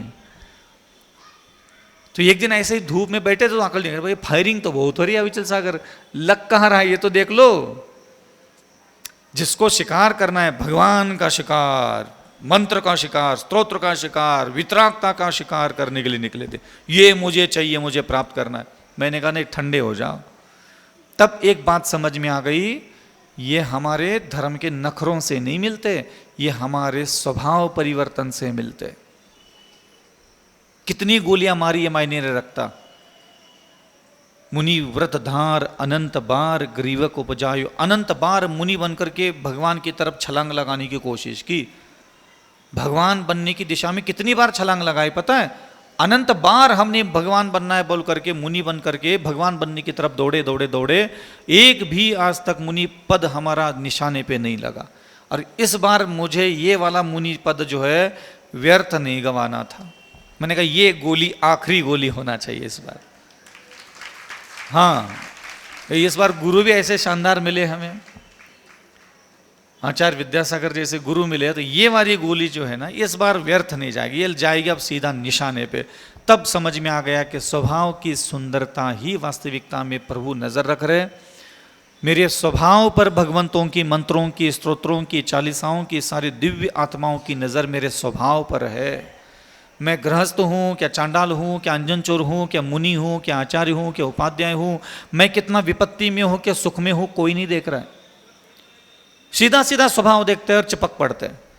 मैं जब सुख में होता हूं मेरा स्वभाव अच्छा रहता है तो भी देवता मेरे बगल में होते हैं। मैं दुख में होता हूं तो भी मेरा स्वभाव अच्छा होता है तो भी मेरे बगल में होते हैं। मैं गरीब था, अमीर था, दीनहीन बन करके जंगलों में भटक रहा था, याचना करने के बाद भी एक दो अनाज भी नहीं मिलता था दाना, तब भी मेरे बगल में मेरे प्रभु थे, क्योंकि उनको मेरे पुण्य कर्म के उदय, मेरे पाप कर्म के उदय में प्रसिद्ध हूं क्या नहीं हूं उनको कोई फर्क नहीं पड़ता। मेरी उम्र जब 24 साल की थी तब से मैंने परमात्मा के दिव्य अनुभूतियां लेना चालू की, और आज मेरी 42-44 साल की उम्र हो गई, आज भी वो मेरे बगल में खड़े रहते हैं और हमेशा मेरा साथ देता है। तब भी मैं पलट करके देखता हूँ, जब मेरा विचित्र समय चलता था, जब मेरा अघोर पाप कर्म का उदय चलता था तब भी वो मेरे साथ थे, और जब मेरा पुण्य कर्म का उदय चलता है तब भी वो मेरे साथ थे। तब मैं ये सोचता था कि ये दुख में था इसलिए आए थे क्या पुण्य में था इसलिए आए थे। तब मुझे समझ में आया ना इनको मेरे दुखों से कोई लेना देना है ना मेरे पुण्य से कोई लेना देना है। जो बड़ी मुश्किल से हमने अपने हृदय को दयावान, सरल स्वभाव, परोपकारी, ब्रह्मचर्य, अन्य विनय आदि गुणों से अपने स्वभाव को सुशोभित किया है, ये उन गुणों से प्रभावित होकर के बस बगल में आते हैं उस गुणों का आनंद लेने के लिए, लाभ लेने के लिए आते हैं कि इस अविचल सागर जी के बगल में मैं रहूंगा तो इसके हृदय की दया, इसके हृदय की करुणा, इसके हृदय का विनय, इसके हृदय की माधुर्यता, इसके हृदय की शीतलता, इसके आंखों में जो परोपकार करने की भावनाएं हैं, ये हमें भी प्राप्त हो जाएगी। इसी लालसा से वो भी आकर के बगल में। और तुम भी ऐसा ही सोचो, किसी की पत्नी बन करके बैठे हो, किसी की माँ बन के बैठे हो, किसी की नानी, चाची, फूफा, फापी, मामी, जो भी तुम रिश्ता निभा रहे हो, रोल निभा रहे हो, तुम भी ऐसा ही अपने जीवन की कल्पना करो। जो भी मेरे बगल में आए, एक शीतल छाया समझ करके मेरे बगल में आकर के बैठे। कौन तेरे अगल बगल में आकर के बैठ करके एक जीव बताओ दुनिया भर के नौटंकी करते पुण्य कमाने का। इस पूरे जिंदगी जीते जीते एक इंसान का नाम बताओ जो तेरे बगल में आते ही तुझसे दया पाता है, करुणा पाता है, विनय पाता है, क्षमा पाता है, लघुता पाता है, मधुर वचन प्राप्त कर लेता है, दान प्राप्त कर लेता है, आनंद प्राप्त कर लेता है, खुशी प्राप्त कर लेता है, दुखों से, संताप से भरा हुआ हृदय शीतल हो जाता है। एक ऐसा जिंदा आदमी भी तुमने कभी कमाया हो तो बताओ। खुद काम वासना से भरे पड़े, खुद क्रोध से भरे पड़े, खुद तृष्णा से भरे पड़े, खुद वासनाओं से भरे पड़े हो, बगल में जो आता है उसको भी वही दे देते हो, जो भरे पड़े हो वही दे देते हो दूसरों को भी। और यहां आकर के मंत्र स्तोत्र पूजन पाठ, थाली कैसे पकड़े, पूजा कैसे करे, द्रव्य कैसे चढ़ाए, लौंग कैसे चढ़ाए, दुपट्टा सिर पे पकड़े, नीचे पकड़े, बाल कटवा ले, ये भगवान को ऐसा छूले, उतने छूले, ये उंगली डाले, गंदुदक पहला ले ले, गंदुदक उतर ले ले, गंदुदक में उंगली डाले, इधर डाले, उधर डाले। ये नाटक ज्यादा रहते तुम लोगों के। हमारे प्रमाण सागर जब दांत गिरने को आ गए, बड़ी जवानी में से शंका समाधान करा, अभी तक कोई समाधान नहीं वो। हमारे बब्बा महाराज, सुधा सागर महाराज भी 10 साल 12 साल से बेचारे समझा रहे 12-13 साल हो गए, लगभग ज्यादा हो गए। एक नहीं बोलता कि मेरा समाधान हो गया। अब हम लगे नए महाराज लगे, अभी हम भी नए नए मुल्ला है, हम भी थोड़ा जोर से नमाज पढ़े जा रहे हैं आजकल हम भी। हाँ, अब हमारी बारी। लेकिन हम थोड़ा चतुर हैं, हम ऐसे तुम लोगों के बीच अपना जीवन नहीं व्यर्थ गवाएंगे। हाँ, हमें पता है हमारे पास क्या होना चाहिए, वो हम रखते हैं अपने पास, सारी विद्याएं सुरक्षित रखते हैं।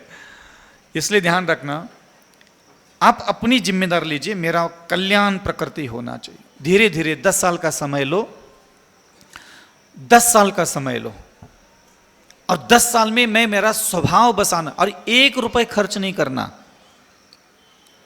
जिनेंद्र भगवान के मुख से निकला हुआ जितना उपदेश है, जितना मार्गदर्शन है, उसमें 1 रुपए का खर्चा नहीं है। बिना 1 रुपए खर्च किए तुम सिर्फ अपने स्वभाव को इतना शानदार बनाओ कि सृष्टि का प्रत्येक जीव तेरे बगल में आकर के बैठते ही, तेरी आवाज सुनते ही, तेरी आंखों में देखते ही ना सुकून, शांति और सही जगह आने का एहसास लेने लग जाए। कुछ ऐसा बोल लिया करो कभी किसी से, कुछ ऐसा देख लिया करो कभी किसी से, कुछ ऐसा सोच लिया करो कभी किसी के लिए। कभी किसी को आपको खबर लग जाए, मान लो आप घर चले गए सब लोग, और आपका कोई बगल का मित्र आया और आपको धीरे से कान में बोलता है, कल ना मैं अविचल सागर जी के पास गया था, वो आपके लिए बहुत अच्छा सोच रहे थे। अब बताओ आपको कैसा फील होगा? कोई आपके बारे में अच्छा ही सोच रहा है, कोई आपके लिए अच्छा विचार कर रहा था, जबकि आप मेरे पास कभी आए नहीं, बैठे नहीं, बात भी नहीं की, कभी दर्शन करने के लिए नहीं आए। ऐसा भी कोई पुरुष हो, कोई महिला हो, उसको भी जाकर के कोई अनजाने व्यक्ति बस ऐसा बोल दे, देख लेना वो दूसरे दिन से कैसा रेगुलर आने लग जाता है। समझ में आता है? ये देव ना, आपको मोक्ष नहीं जाना है, संसार में ठीक से रहना सीख लो। तुम्हें कोई पीछे पड़ाएगा, मोक्ष जाओ, संसार में मत रहो? आज तक किसी ने बोला क्या तुझे? ये हम ही लोग बोलते रहते जबरदस्ती की। तुम्हें कोई बोलता है आज तक? कोई आकर के माँ ने, बाप ने, पति ने, पत्नी ने, संसार में क्यों रह रहा है तू? तो ज्यादा मैं मोक्ष की बातें भी इसलिए नहीं करता, भाई रहो ना संसार में, क्या दिक्कत है? अनंत काल से रह रहे हो, तुम्हारा कुछ बाल बाका हुआ क्या आज तक संसार में रहते रहते? कुछ बिगड़ा क्या आज तक तेरा? बताओ कुछ बिगड़ा हो तो। जब जब धरती पे पैदा हुए, रोटी मिली, लूले लंगड़े, अंधे पैरे, काने नाटे चकटे जैसे थे, तब भी तुम्हारा ब्याह हो गया। तो इस बार भी होगा और अगली बार भी होगा और हर बार होगा। एक आध जन्म में नहीं हुआ तो क्या होगा, उसके अगले जन्म में होगा। कौन से हमारी आत्मा ही तो है, कौन से मरती आत्मा, आत्मा तो मरती ही नहीं है। मरती कहाँ है, बस 10-20 साल 30 साल 40 साल 50 साल, किसी की शादी ही नहीं हुई तो 50 साल नहीं हो जाएगी, अभी मरेगा फिर कहीं पैदा हो जाएगा फिर शादी हो जाएगी, उसमें कौन सी बड़ी बात है। तो टेंशन क्यों लेते हो संसार में, समझ में नहीं आता, इतनी घबराहट बेचैनी क्यों। मैं नहीं डरता संसार में रहने के लिए, और मैं कोई उतावला भी नहीं हूं मोक्ष आने के लिए। मैं सिर्फ चिंता करता हूं मेरा स्वभाव शानदार रह करके मैं संसार में रहूं। अगर मुझे अनंत काल तक संसार में रहना पड़े और अगर मैं अभवी हूं तो क्या करूंगा फिर। मैं कई बार ये भी सोचता हूं, मान लो मैं अभवी हूं तो क्या करूंगा। मैं अभवी हूं तो भी मुझे सुखी होने का तो पूरा अधिकार है ना संसार में। मान लीजिए मैं अभवी हूं तो क्या कर लूंगा, भव्य हो तो मान लो मेरे अच्छे स्वभाव से मुझे मुक्ति मिल जाएगी, और मान लो मैं अच्छा स्वभाव बना दिया और मैं अभव्य हूं तो क्या मिलेगा, कम से कम संसार में अनंत काल तक सुखी तो रह पाऊंगा। समझ में आ रहा है। तो सारी जुगाड़ कर लेना चाहिए, संसार में रहना पड़े तो संसार भी सारा, संसार का सारा सुख शांति समृद्धि मेरे पास हो, ऐसा स्वभाव बनाओ। और भव्य हूं और अच्छा स्वभाव बना दिया तो मोक्ष तो मिल ही जाएगा, मिल जाएगा कहाँ में। इसलिए दोनों हाथों में लड्डू लेके चलता हूं मैं तो। और एक ही उसका उपचार है, अपने स्वभाव की औषधि इकट्ठा करो, कल्याण प्रकृति।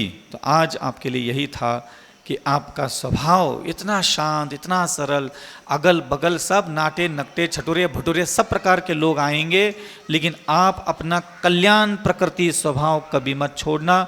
हमेशा सुखी स्वभाव के साथ रहना, पुण्य हो चाहे नहीं हो, सुख हो चाहे नहीं हो, सुखी स्वभाव अपने अंदर से कभी खत्म मत करना।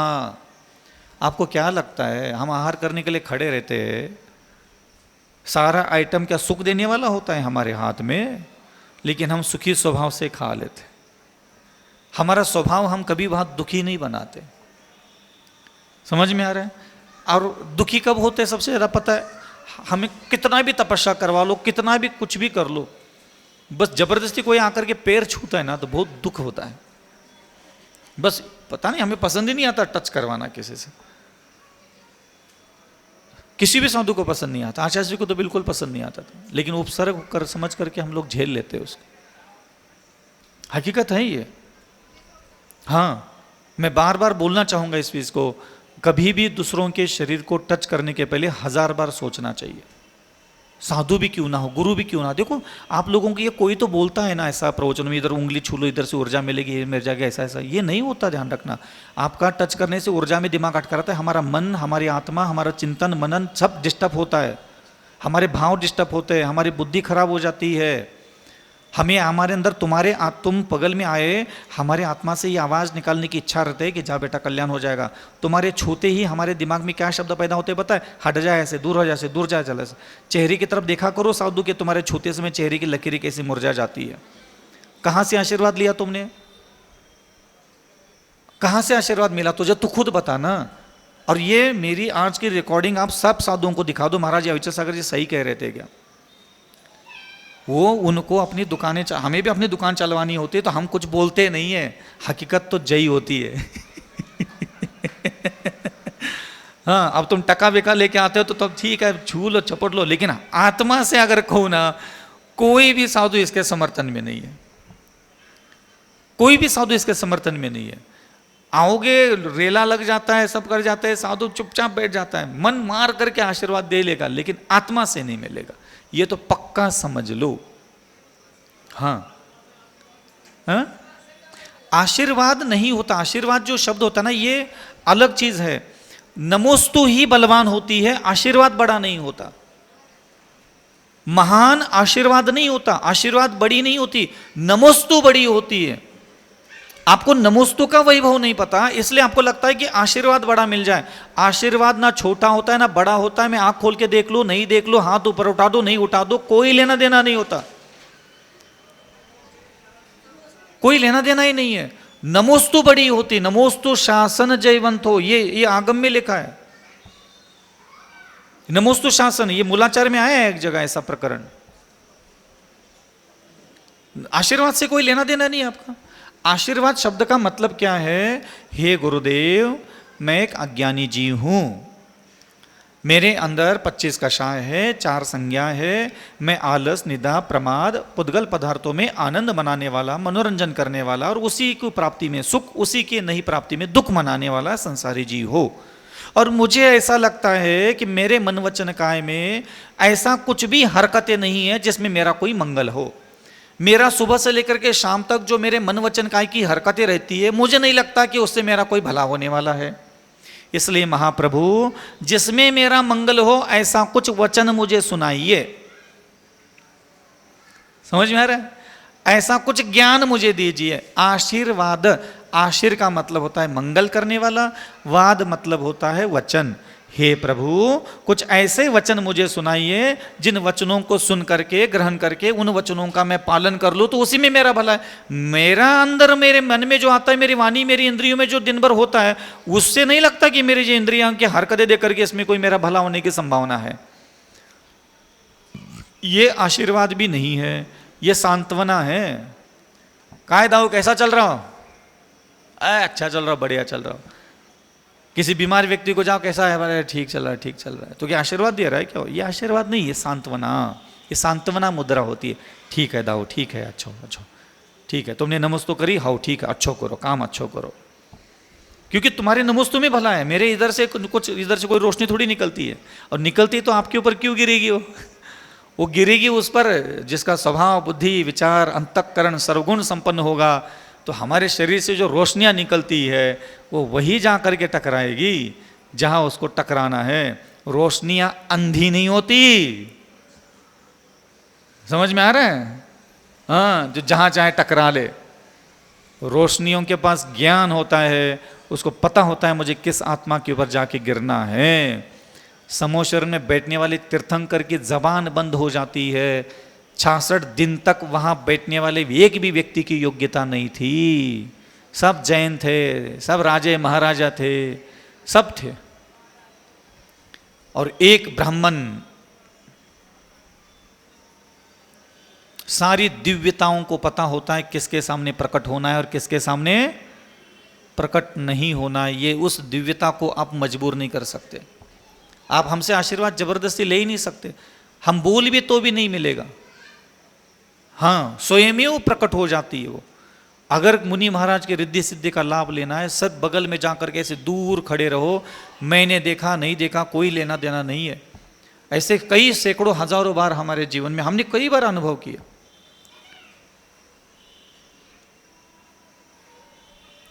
लेना ना देना होता है, किसी को भी कुछ भी दिखने लग जाता है। कई सारे अतिशय ऐसे कभी और सुना देंगे, आज समय खत्म हो गया। हाँ,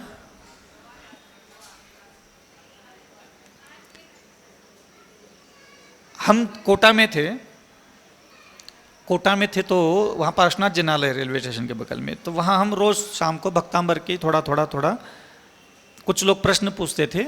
मुझे आता नहीं इसलिए मैं जो पढ़ा था मैंने उनको कहा था तुम पूछ लो मैं बता दूंगा। तो उस पर कुछ चिंतन चलता था। तो वो रोज आते थे, 3-4 दिन हो गए थे वहाँ, और वो बड़े भगत बन करके घूमते थे। 3-4-6 लोग थे जैन समाज के थे। तो एक दिन उनका ड्राइवर आ गया, और ड्राइवर क्या नीचे बैठा रहता था गाड़ी का, और वो बैठा रहा पीछे। उसने ये सोच के आया था कि यार मालिक लोग रोज आते थे, इतना तो किसी के पास जाते नहीं, इधर क्या है, तो चलो मैं भी देखता हूँ। तो ड्राइवर आकर के पीछे धर्मसभा में ऐसे हॉल में बैठ गया। 10-20 मिनट वो बैठ गया, और बैठने के बाद उसकी पूरी आंखें जो है काम करना बंद कर गई। जैसे मैं बैठा था वहां, तो पूरे मेरे शरीर से भयानक रोशनियां निकलती हुई उसको दिखने लगी, और इतनी रोशनियां निकलने लगी कि उसकी आंखें चकाचौंध होकर के उसको सामने कुछ भी था वो सब दिखना बंद हो गया। इतनी भयानक रोशनी उससे शरीर से निकल करके कमरे में फैल गई। उसने पूरा गमछा निकाल करके उसको पोंछ लिया। मैंने कहा ये क्या हो गया? हो सकता है मुझे भ्रम हो या फिर कुछ और हो, फ्लैश मार गया हो। दोबारा 2-4-5 मिनट बैठ गया, फिर वही दिखने लगा, फिर वही दिखने लगा। ऐसा 3-4 बार उसको दिखा, और वो पगला होकर के, बावला होकर के वो बाहर निकल गया। बोले मुझे नहीं बैठना है महाराज के बगल में। फिर क्लास खत्म हो गई। क्लास के बाद वो ऊपर आया अकेले बैठे थे। उसके जो मालिक लोग थे वो मेरे बगल में बैठे थे। क्लास के बाद भी शाम के समय 7-7:15 बज गए होंगे, और उसने मुझे सारी बातें सुनाना चालू कर दी कि महाराज मुझे ऐसा रोशनियां दिखने लगी और मैं समझ नहीं पा रहा हूँ ये क्या है। तो ये जो बैठे थे बगल में, उनको मैं उस दिन वही सुना रहा था कि सम्यक प्रणम्य जनपाद युगम युगादा। मैंने कहा तुम पढ़ते रह जाओगे, सुनते रह जाओगे, नमोस्तु ढोक देते रह जाओगे, पता नहीं कब कहाँ किस द्वारा मुनि महाराज को नमस्कार किया जाए और कब कहाँ किसको दिव्यता दिख जाए, कुछ नहीं कह सकते। वो ड्राइवर आज भी कभी भी महीने 2 महीने 4 महीने में सामने आता है दर्शन करने के लिए, वो जब भी मेरे सामने आके खड़ा होता है उसको रोशनियां दिखना चालू हो जाती है, पता ही नहीं चलता। ऐसे हरिजन है, ग्वालियर में एक मुसलमान है उसको दिखना चालू हो गया, कई सारे ऐसे लोगों को। अभी यहाँ पिपरई है ना, ये बगल में पिपरई में भी कई लोगों को दिखता था। गडरिया, हाँ? ओरछा,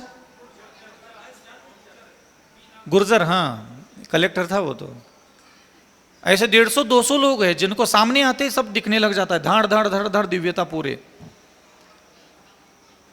अब दूसरों ने क्या अपराध किए वो जाने, और उसने कौन सा ऐसा सत्कर्म किए वो जाने।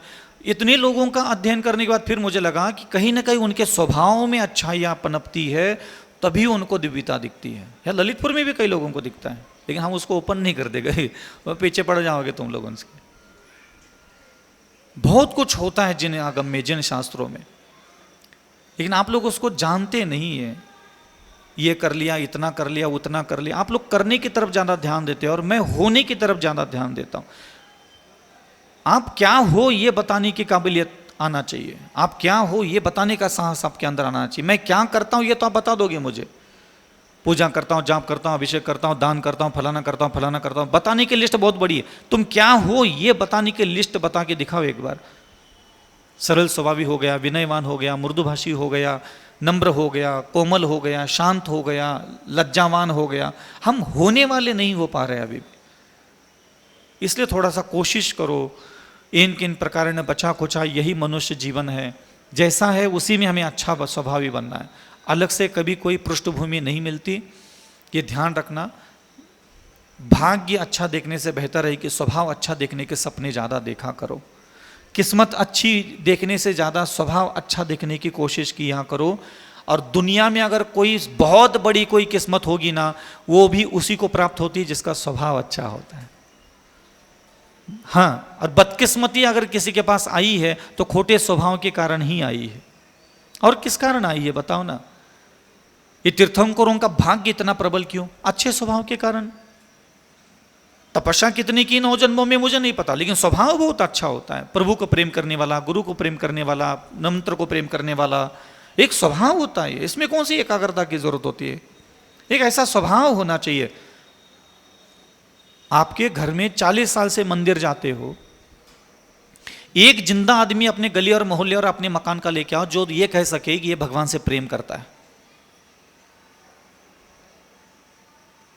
और एक स्त्री जीवन में आई शादी के बाद, 6 महीने के अंदर पूरे गली मोहल्ला जान गया, तेरे घर वाले जान गए कि इसका मन लग गया इस लुगाई में, प्रेम हो गया इस औरत के साथ।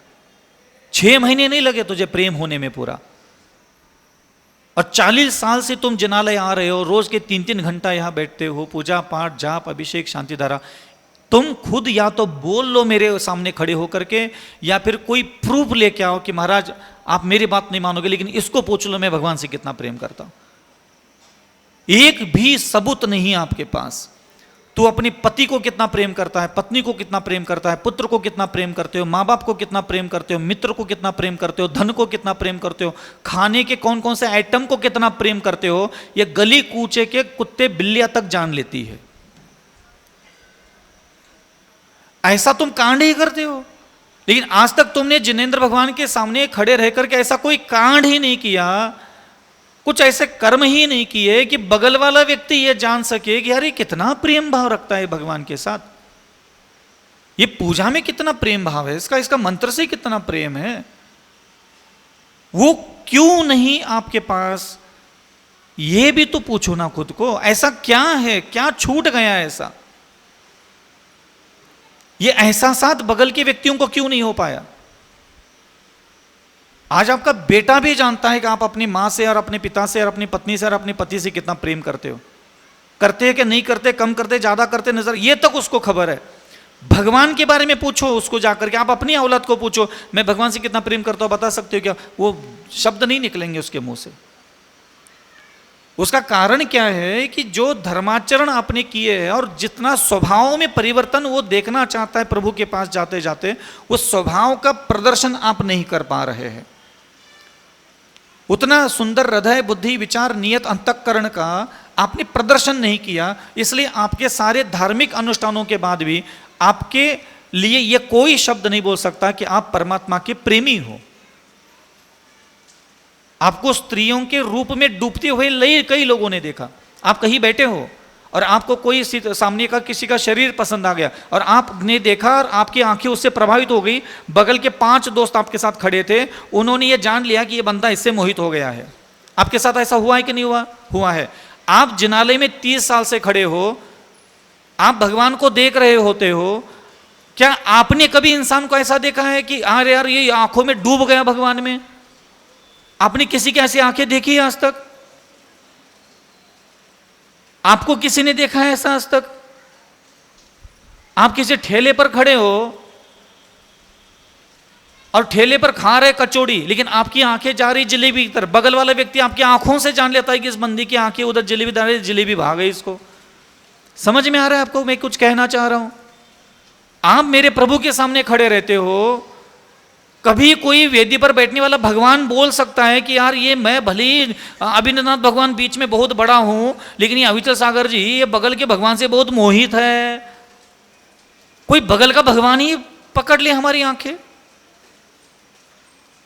जूता चप्पल खरीदने के लिए जाते हो ना, खरीदने वाला ग्राहक को बोला नहीं अभी उसने मुंह से, 15 जूते उसके सामने रखे आपने, आपके उसकी आंखों की वेब्स से दुकानदार पकड़ लेता है ये वाले की तरफ ज्यादा इसकी प्रभावना है, ये पकड़ लेगा, पक्का ये पसंद करेगा। और वो वही होता है, क्योंकि उसकी आंखों से जो वेब्स निकलती है वो जान जाता है कि 14 में इसकी ये चप्पल देखते समय इसकी आंखों में अलग उमंग थी, अलग खुशी थी, अलग लहर निकली थी। उन आंखों की वेब्स से वो दुकानदार जान लेता है 15 एक तरफ और ये एक तरफ है। कुछ कह रहा हूं मैं, समझ रहे हो? ये जो भाव देते हैं ना हम, जूता चप्पल कपड़ा सोना चांदी स्त्री पुरुष को, हम जो आंखों से भाव दे पा रहे हैं, हम वो भाव अभी आंखों से भगवान को नहीं दे पा रहे। बगल का व्यक्ति, मैं अभी आपको भगवान के सामने जाकर के खड़ा कर दूं और 10 मिनट तक देखने के लिए कहूं और आपको कहूं कि आप भगवान को देखो और 15 लोगों को कहूं कि तुम उसकी आंखों को देखो जो भगवान को देख रहा है, एक भी व्यक्ति ये नहीं कह पाएगा कि तुम्हारी आंखें भगवान में डूबी हुई है। देख रहा है ये तो कह पाएगी, डूबा हुआ एहसास जो होता है ना वो सामने वाला बंदा पकड़ लेता है। कुछ कह रहा हूं समझ में आ रहा है? फ्रीक्वेंसी बोलते हैं इसको, भाव प्रणाली इसको बोलते हैं। तो एक बार वंदे जो कोई ताही नरक पशु गति नहीं हुई, जो कहा जाता है एक बार प्रभु के दर्शनम, दर्शनम देव देवश, दर्शनम पापनाशनम, दर्शनम स्वर्ग सोपानम, दर्शनम मोक्ष साधनम, दर्शनेन जनेन्द्राणाम साधुना वंदनेन च न चिरम तिष्ठति पापम छिद्र।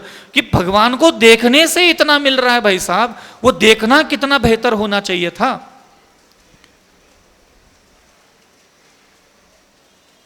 कभी ऐसा खुद को बिठाओ बगल में 50 लोगों की भीड़ में और ऐसा भगवान को देखो कि लोग भगवान को देखना बंद करे और तेरी आंखों में ऐसे डाल करके देखने लग जाए, यह आदमी डूब गया, गया काम से ये। उस वितराग मुद्रा, दिगंबर मुद्रा में ऐसे तुम आंखों डूब के तो देख लो एक बार। तुम्हें डूबना इन आंखों से बस स्त्री का शरीर, पुरुष का शरीर, भोजन, कचौड़ी, जलेबी, जूता, चप्पल, कपड़ा, ये अगल बगल की सारी नश्वर चीजों में तुझे आंखों से डूबते हुए हजारों लोगों ने देखा है। ऐसा क्या है कि तुम्हें यहां मंदिर में 2-2 घंटे खड़े रहने के बाद भी भगवान की प्रतिमा में खुली आंखों से डूबते नहीं देख पाया? तुम भगवान की तरफ वो दे नहीं पा रहे हो, खुद ही नहीं तुम वो ऐसे। तुम्हें ऐसी जगह लटका के रखा ना, ये पुण्य इतना आ गया, दोष इतना लग गया, कर्म इतने कट गए, इतना मात्रा में ज्यादा आ गया, ये इस तरफ तुम्हारी नजर कट गई। मेरी तरफ इधर नहीं रहती थी। मेरे को ये लगता था, मुझे ये लगता था कि जब मैं भगवान को देखने के लिए बैठ जाऊं तो सौधर्म इंद्र उधर मुंह करके नहीं, मेरी तरफ मुंह कर करके खड़े हो जाए और 1008 आंखें बना करके फाड़ के देख ले ये ऐसा क्या अविचल सागर जी उस नग्न प्रतिमा में ढूंढ रहा है, इतना कैसे डूब गया भैया? ये है कौन जो मेरे भगवान को ऐसा देख रहा है? ये है कौन? ये देना पड़ता है, भगवती सत्ता, परमात्मा सत्ता। परमेश्वर को दे सकते हो तो ये दो ना एहसास। अगल बगल के देवताओं के सिंहासन कंपायमान होना चाहिए, इंतजार करना चाहिए कि चलो ये देवता भी दूसरे देवता का आमंत्रण, हे अविचल सागर जी देव दर्शन करना, चल तुझे देखता हूं भगवान को कैसे देखते हैं। देख इसकी आंखों में कैसी वितराग मुद्रा के लिए भूख है, प्यास है, तृष्णा है, लालसा है, आसक्ति है। देख इसकी आंखों में क्या गजब का भाव भड़कता है। यह देखना होता है। दुनिया भर के व्रत निर्दोष पालन करना और दुनिया भर के डिंगे मारने की बातें करते रहते, इसी में अड़का करके तुम्हें राग द्वेष करने का तो सिर्फ बहाना चाहिए होता है। ना तुम राग द्वेष करना तुम्हारी आदत है, ना तुम आचार्यों को छोड़ते हो, ना उपाध्यायों को छोड़ते हो, ना साधुओं को छोड़ते हो, ना कुत्ता बिल्लियों को छोड़ते हो, ना स्त्रियों को छोड़ते हो। तुम्हारी तो आदत है अनंत काल से राग द्वेष करने की, तुम तो किसी को नहीं छोड़ते। और बहाना तुम खुद ढूंढ के निकाल लेते हो। बहाना, किस बहाने से मुझे अविचल सागर से राग द्वेष करना है। नौटंकी बात कही के दुनिया भर के नाटक दिखा देते हो, चर्या अच्छी है, ऐसी नहीं है, इसकी अच्छी नहीं है। बहाना चाहिए होता है तुझे कुछ भी राग द्वेष करने के लिए। और जहां पल भर प्रभु के देव दर्शन करना था, उसमें तो तुम्हारी नानी, आज तक तुम भगवान का एहसास दे नहीं पाए हो। जाते जाते कोई रूप पसंद आ जाए तो आंखों से एहसास दे के चले जाते हो, हां हम तुम्हें पसंद करते हैं। इतने मेरे गुरुदेव ने मेहनत करके जीवन की करोड़ों जन्मों की तपस्या करके, करोड़ों जन्मों का पुण्य इकट्ठा करके तुम लोगों के लिए 24 ही बनाई। एक भी भगवान के पास मैं जब जाता हूं दर्शन करने के लिए, सब मुझे देख कर खुश हो जाते हैं। मैंने कहा भगवान कहाँ है, भगवान कहाँ दिक्कत है, भगवान हमें देख के कहाँ उछल पड़त। बोले यार अविचल सागर जैसा तू देखता है वैसा कोई देखता ही नहीं इधर। बोले बिठा दिया, बोले किसी ने चांदी का बना दिया, किसी ने धातु का बना दिया, किसी ने इसका बना दिया। बोले हमें कोई ठीक से देखता ही नहीं। बोले बनाने वाले तो देखते होंगे। बोले कछु नहीं देखा। तो बोले ऐसे ही आ करके अपने रिश्तेदार को लेके आते साथ में, जे देखो हमारे भगवान, जे देखो हमारे, हमारे हमारे करत बोले बचते वो देखते ही नहीं ठीक से कोई। बोले अविचल सागर तो रोज आया कर, हमें बहुत अच्छा लगता है। मैंने कहा कोई बात नहीं भगवान, मैं रोज आऊंगा, मैं रोज देखूंगा आपको ऐसे। जब उनको अच्छा लगता है, मैं इसलिए उनको अच्छे तरीके से देखता हूं। मुझे अच्छा लगे चाहे नहीं लगे, मुझे कोई फर्क नहीं पड़ता। उनको मेरा अच्छे से देखना बहुत अच्छा लगता है, इसलिए उन्होंने देव दर्शन करने के लिए कहा था। लेकिन तुम नरमुंडे कही के मुझे बहुत अच्छा लगता है देव दर्शन करना, तुम्हें अच्छा लगने के लिए नहीं कहा था। उनको बहुत अच्छा लगता है तुम्हारे द्वारा उनको बहुत बेहतर तरीके से देखना। समझ में आ रहा है? नहीं आता? ऐसी बातें नहीं आएगी समझ में। भूख लगी है, चलो उठो। इसलिए कृपा करके प्रभु दर्शन बहुत अच्छे से करो। बब्बा बोल रहे और चलने दो। कोई बात नहीं, यही है हम। भगवान में ऐसा डूब मरो, चुल्लू भर पानी में आंखें डूब मरती है। तीन लोग के नाथ में भी थोड़ा डूब मरोगे तो क्या बिगड़ जाएगा तेरा। हाँ, अहिंसा परमो धर्म की आचार्य गुरु श्री विद्यासागर जी मुनि महाराज की, आचार्य श्री समय